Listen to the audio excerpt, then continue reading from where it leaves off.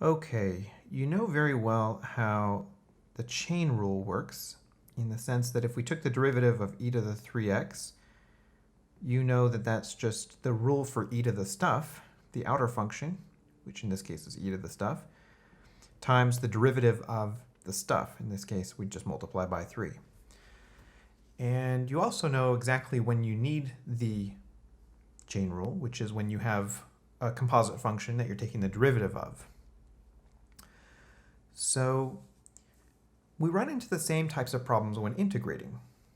For instance, we know the rule for integrating e to the x. That's just e to the x. But we start to run into trouble when the x is replaced by something, say, like 3x. So this is asking, of course, what function has its derivative as e to the 3x? Okay, well, we know the antiderivative of e to the stuff is e to the stuff. So that's a good place to start. And we can project that maybe that's the answer. But when we verify our answer by taking our derivative, we should end up back at e to the 3x. And we know from the chain rule, taking this derivative will be 3 e to the 3x. Okay, not what we started with, which means e to the 3x alone is not the correct answer here. Okay, no problem. So we can play around a little bit and maybe project that to counteract that chain rule process of multiplying by 3 when taking the derivative, why don't we just get a step ahead of it and divide by 3 and project that that's our answer. And in this case, indeed, that would be correct. Okay, that is the actual answer here. If you took the derivative of e to the 3x over 3, you would get e to the 3x times 3 all over 3, and that's e to the 3x where we started. Okay, so there is some way to kind of invert the chain rule for integration, and that's what we're going to put our hands on here in this section. So section 5.5 is about the substitution rule, which is a technique for working out integrals that effectively reverse engineers the chain rule. So let's start by recalling the chain rule. So the chain rule is that the derivative of a composite function, let's say f composed with g, is equal to the derivative of f composed with g times the derivative of g, right? So derivative of the outside times the derivative of the inside.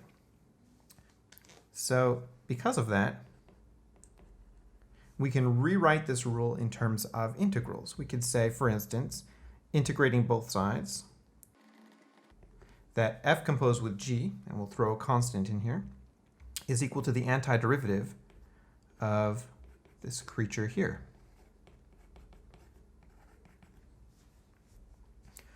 We're going to let u equal g of x, all right? Now, g of x being the inner function of our composite function. And we'll take the derivative of u, which is g prime of x. Now, it's more convenient to write this in terms of differentials, so we will do that. Du is g prime of x dx. All right, so how is this substitution actually helping us?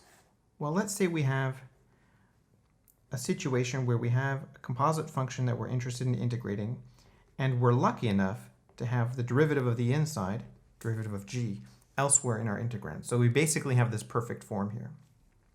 Well, we apply the substitutions, and what this becomes is f prime of u du. And that's defined simply to be the antiderivative of f prime, which is f. And since u is equal to g of x, this becomes f of g of x. All right, let's see this in some examples now.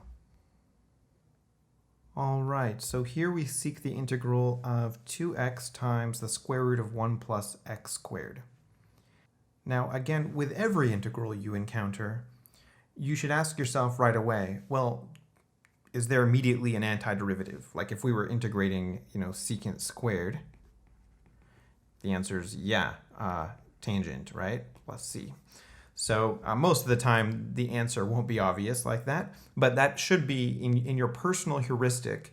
That should be like the first thing you ask. Is there an immediate antiderivative? Okay. So if the answer is no, then you need to do some moves. So here we are going to use u substitution, and we're going to follow the principle of letting u be the innermost part of the function, right? So the inside of the composite here. So that's going to be u equal 1 plus x squared. Now we will work out its differential du, which is the derivative of 1 plus x squared dx. Our substitution is only going to be effective if we can find some way to have 2x dx in our integrand. And in this case, we do, right there. So we know this is going to work. So here's the original problem. Okay. And I'm just going to rewrite the order of the factors. So you can clearly see that we have the 2x dx right there. And now we will write this integral again, but instead of using x's, we're going to use u's. So the square root of 1 plus x squared, that's like the square root of u, and then the 2x dx is du. All right, so we have successfully completed the substitution step of this problem.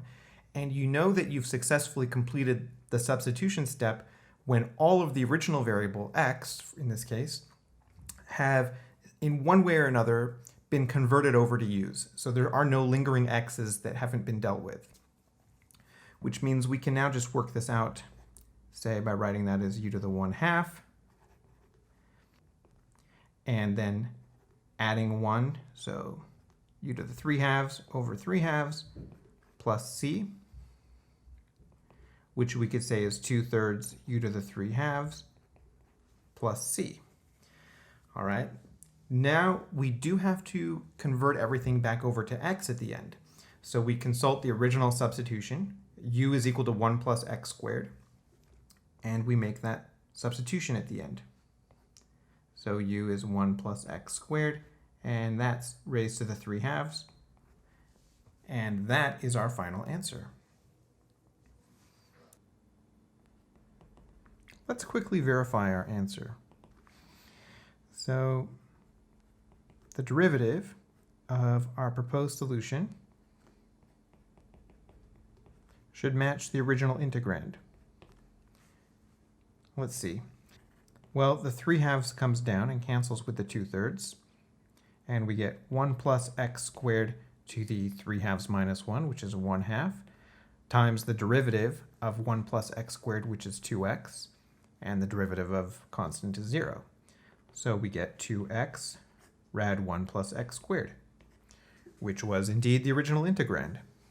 So we're winners. All right, so a great question at this point would be, what if we didn't have that 2x in the integrand? How would we complete the substitution then? And yeah, that is a very good question. If we didn't have that 2x at all, in which case we were looking at, say, just this guy, then substitution, as we understand it, is not going to apply. In fact, we would need a completely different technique called trigonometric substitution, wherein we replace x with tangent, and 1 plus tangent squared becomes secant squared, and sort of it completely transforms the structure of this thing to something we can deal with. So yeah, we do need to have the derivative of the u in the integrand in order for this entire process to work. All right, let's take a look at this one here. So first of all, a question that arises during the substitution lecture is often, well, how do you know you're going to need substitution? Well, imagine you're taking the derivative of radical 3x plus 2 instead of the antiderivative. If you would need the chain rule in order to take that derivative, which we would in this case, that's a strong suggestion that to find an antiderivative, you would need u substitution. Okay, now why is that? Well, it's because you'd need the chain rule to handle a composite function when taking a derivative. And we designed the u substitution to be the reverse process of the chain rule, right? So obviously composite functions are an essential feature of u substitution. Okay, so they're a really great place to go. And here we do have a composite function. We have the square root of stuff, right? It's not just the square root of x. So what we should do is, following the principle that we should let u be the innermost part of the stuff here, then we would let u equal 3x plus 2. So let's do that.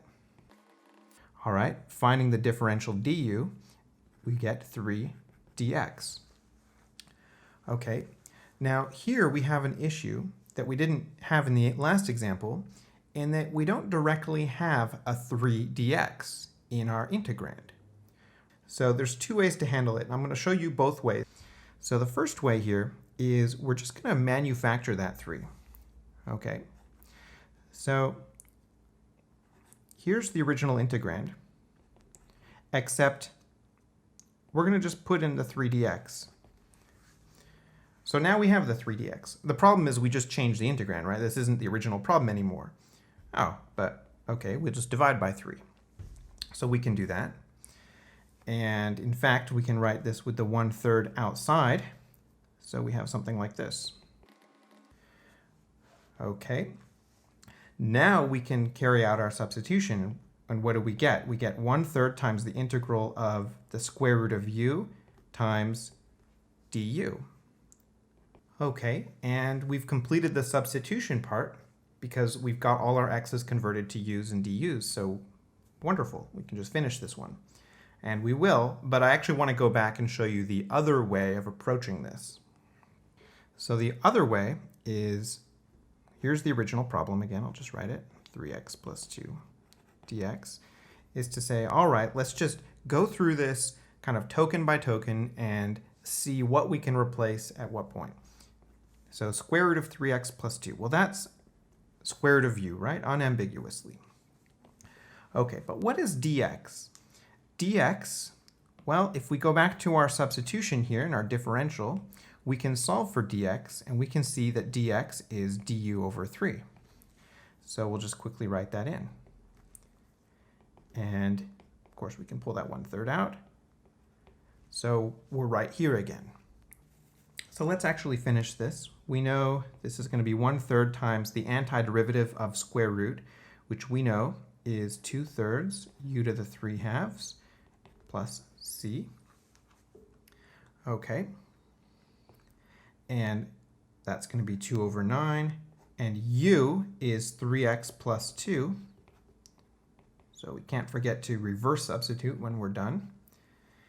And that is our final answer.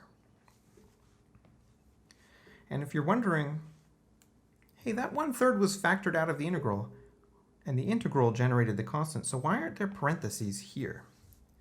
Because if there were parentheses there, then that 1/3 would distribute, and we'd have a 1/3 in front of that constant, wouldn't we? Well, that's very true, but we don't tend to do that, because 1/3 times a constant is still just an arbitrary constant, right? It's an arbitrary constant divided by 3. Big deal. Still an arbitrary constant. So for that reason, we rarely, if ever, put parentheses there. Let's verify that we're right. So the derivative of this guy is supposed to come out to the square root of 3x plus 2. Well, let's see. We have 2/9 times, now the 3/2 comes down, and we get 3x plus 2 to the 3/2 minus 1, which is 1/2, times the chain rule here, derivative of 3x plus 2, which is 3, and the derivative of c is 0. 2's cancel, 9 cancels with 3 times 3, so indeed we get square root of 3x plus 2. All right, now let's take a look at this one. So our first question ought to be, can we think of a function whose derivative is tangent? And Probably not, right? You might already know the answer, in which case, sure, then that's the answer. But if you don't, then no, we can't really easily think of a function whose derivative is tangent. So why is this a U substitution problem when it doesn't look like a composition of functions? It's just tangent of x, right? Well, let's see. Let's first try to manipulate this. We know that tangent is sine of x over cosine of x. Okay, so what we're going to do here is we're going to let u equal cosine.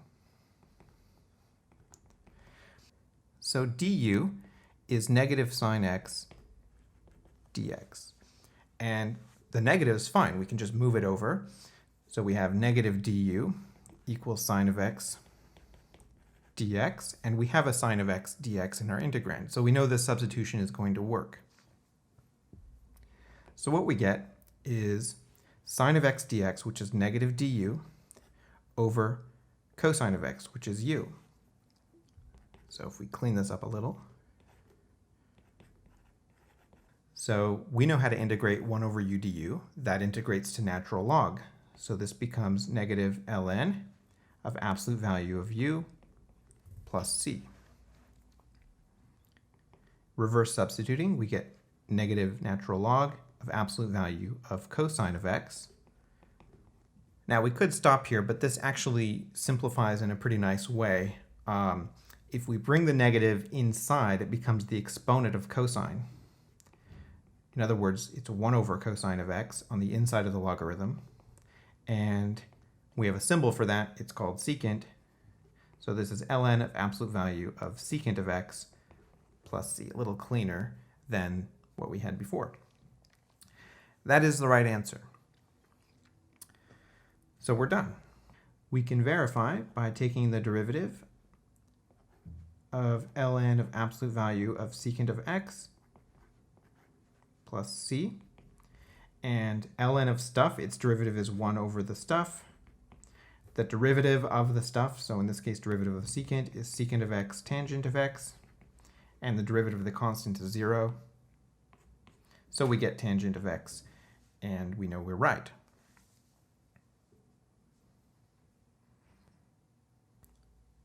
So here's something that can go wrong with u substitution. Now the principle that we used was we should let u equal something if its derivative appears as a factor of the integrand as well. So we chose to let u equal cosine. But one might think, well, why don't we let u equal sine? I mean, its derivative's cosine, and there's a cosine right there, right? So let's just see what happens. So I would argue that we don't have a cosine as a factor of our integrand. We have 1 over cosine. In fact, our du here is cosine x dx, and we don't have cosine x dx. What we have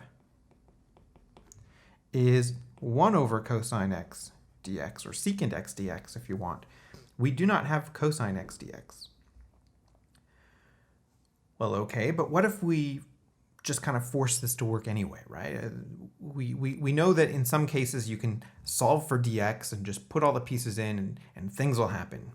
So, okay, let's try that. So if we solve for dx, we would get that dx is du over cosine of x. So now we can go back over here and we can say, well, sine of x, that's our u. 1 over cosine of x, not sure what to do with that yet. We'll leave it alone. And dx is, well, that's du over cosine of x. Okay, now for a substitution to really work, you need to have converted all your x's over to u's. And the problem was we had this lingering cosine.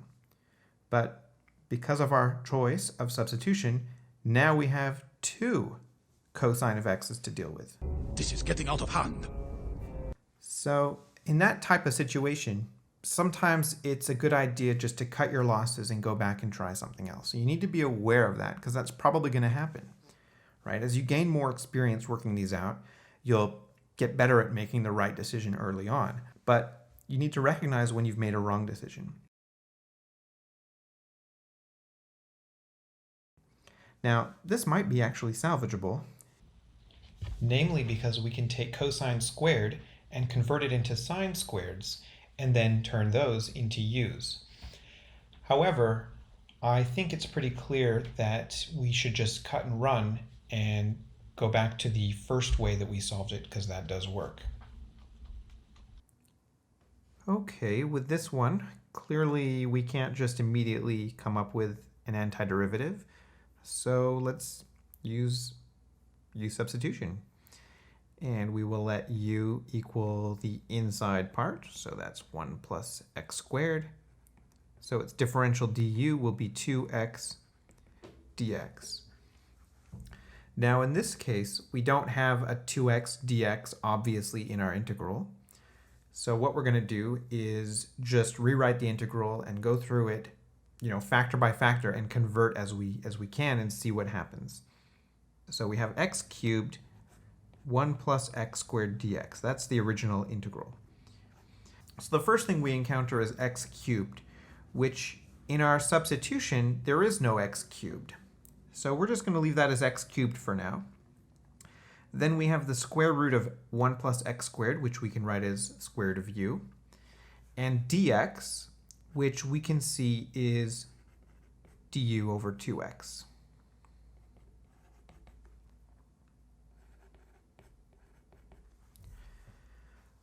Now, as I've said in past examples, your substitution is not successful unless you can find a way to convert all the x's over into u's. So taking a look at what we have, we can see one factor of x will cancel. So this will drop down to an x squared, rad u, and then du over 2. But we still have this x squared to deal with. Well, this is going to happen occasionally. And what you do is you go back to your original substitution and see if there's an x squared anywhere. And indeed, there is right here. We can see that since u is 1 plus x squared must be u minus 1. So we now go back to our integral, and we can replace x squared with u minus 1. All right, and now distributing the square root of u, let's also factor 1/2 out. We have u to the 3/2 minus u to the 1/2 du. Okay, I'm writing these, of course, using fractional exponents because that's an easier form to do calculus with.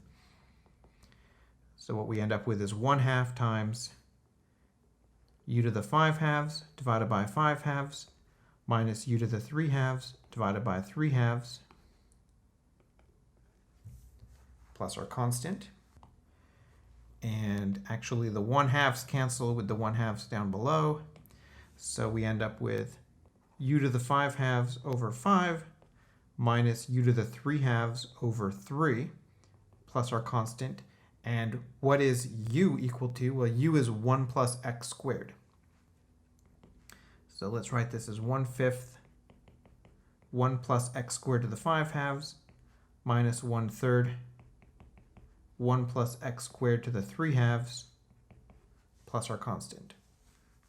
It's really important that I stress something here. Substitutions don't always succeed, right? You can't just let u equal whatever you want and have it work out, okay?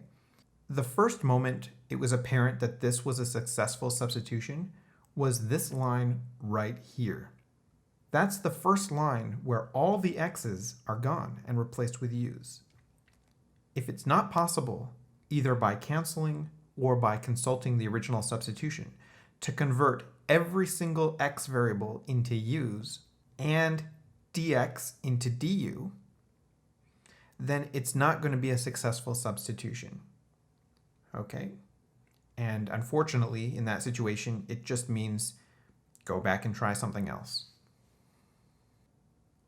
All right, what about definite integrals? So these are integrals with bounds of integration, and they actually evaluate to a number, right? They don't evaluate to a function like indefinite integrals do. We're going to still need to do a u substitution, because if we were taking the derivative of sine of 3x, sine of more than just x, right? We would need the chain rule to do that, which means finding its antiderivative, we'll use u substitution. So this starts out the same way. We're going to let u equal 3x. So du is 3 dx. And our integral becomes sine of u, and dx is du over 3. All right, but what about the bounds of integration? We can't just leave them off. First of all, if we totally left them off, we'd be wrong here. This step would not be correct because the original problem evaluates to a number, and this, as it is, evaluates to an expression. So this would be incorrect. We do need to write in our bounds. First of all, it would be wrong to put pi over 12 and pi over 3 here. Those are x values, and what we need to have there are u values. Okay, so we have to update the bounds of integration. And the way we do that is by using the substitution here. So we know that u is 3x, which means that when x is equal to the lower bound, which is say pi over 12, then u is equal to 3 times pi over 12, which is pi over 4. All right, so we're just using the substitution u equal 3x. So when x is pi over 12, u is pi over 4, so that's our lower bound here. For the upper bound, when x is equal to pi over 3, u is equal to 3 of those, which is pi. So that becomes the upper bound of our integral. Okay, with the updated bounds and all the x's converted into u's, we have completed the substitution step and we're ready just to finish the integral. So we can factor out that 1/3. And we know the antiderivative of sine is negative cosine. Now, a nice thing about using u substitution on a definite integral that has bounds is as you go through it, you're updating your bounds, so you never actually need to go back to x. So we don't need to reverse substitute cosine of 3x. We could. In fact, I see this quite a bit. You could say, well, u is 3x, and now you're going back to your old bounds, though. These are x values here, pi over 12. This is completely unnecessary. So we're going to just cruise right on ahead here. And we say plug pi in. This is 1/3 times negative cosine of pi minus 1/3 times negative cosine of pi over 4. So cosine of pi is -1, so this is just 1/3 minus 1/3 times cosine of pi over 4 is rad 2 over 2, so negative rad 2 over 2. So we get 1/3 plus rad 2 over 6, which is 2 plus rad 2 over 6. There we are. Okay, now that is the recommended technique. However, you may prefer to work this problem out without bounds altogether as side work. So let's see an alternative approach.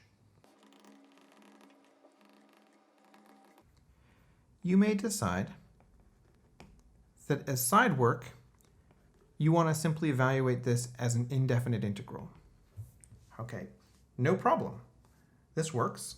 So here we would do the same thing. We would let our u be 3x. So du is 3 dx. That would convert this integral into 1/3 sine of u du.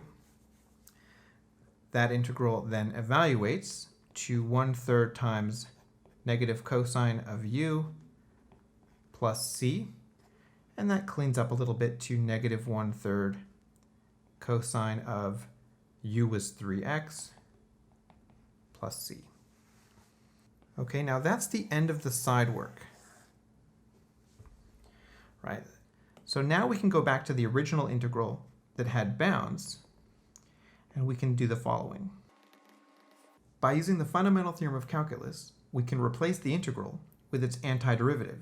So that would be negative 1/3 cosine of 3x. And now we'll input the bounds, lower bound being pi over 12, upper bound being pi over 3. These are x values, of course.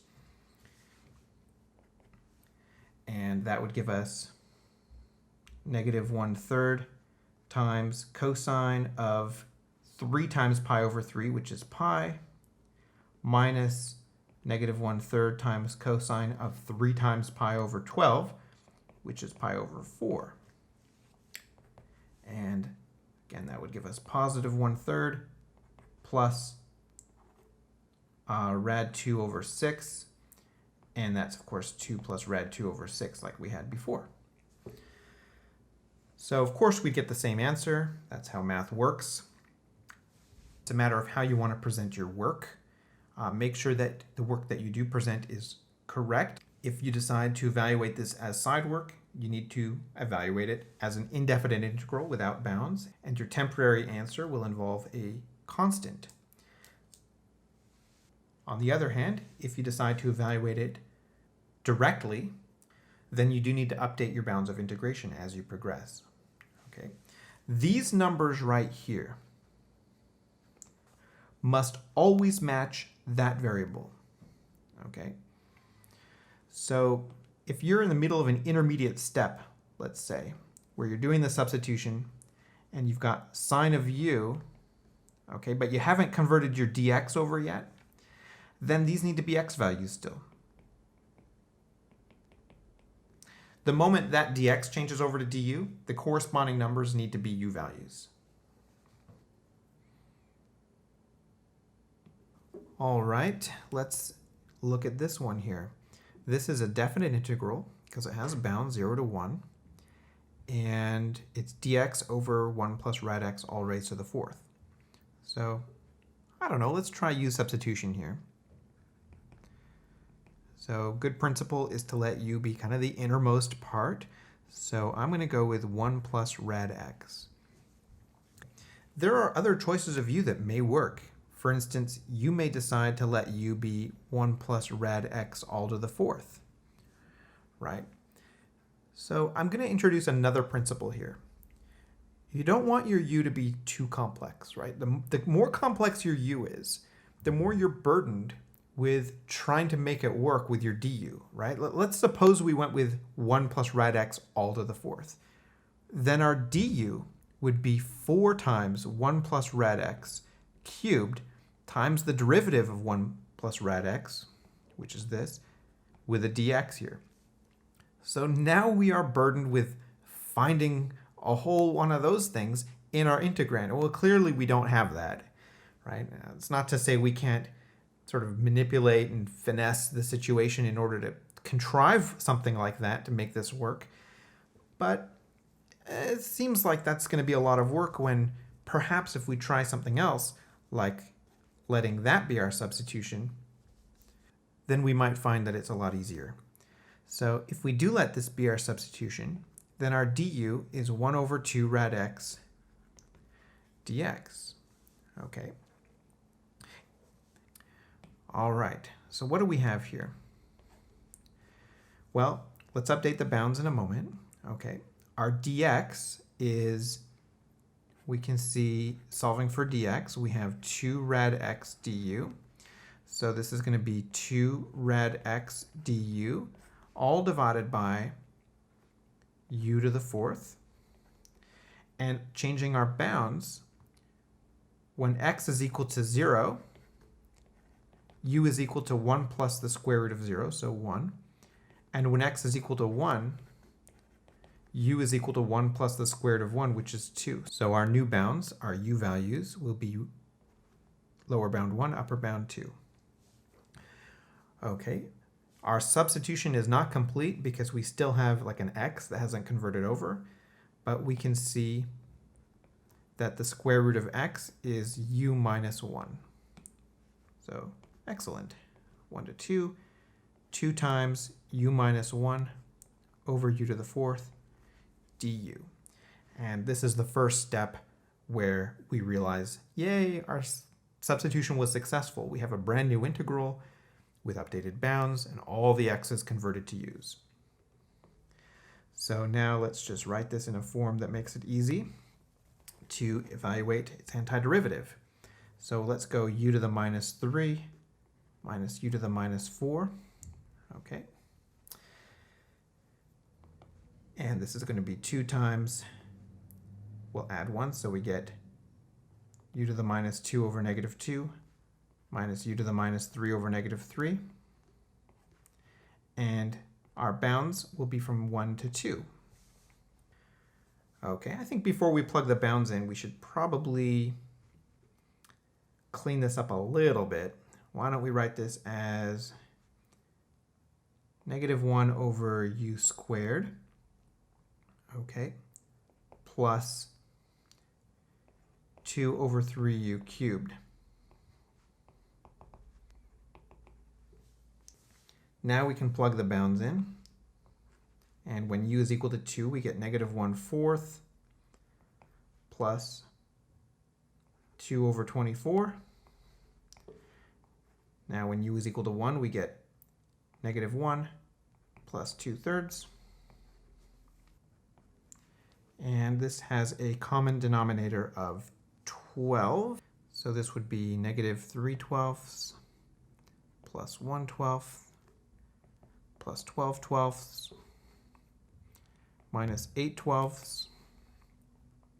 So this comes out to 2/12, which is 1 over 6.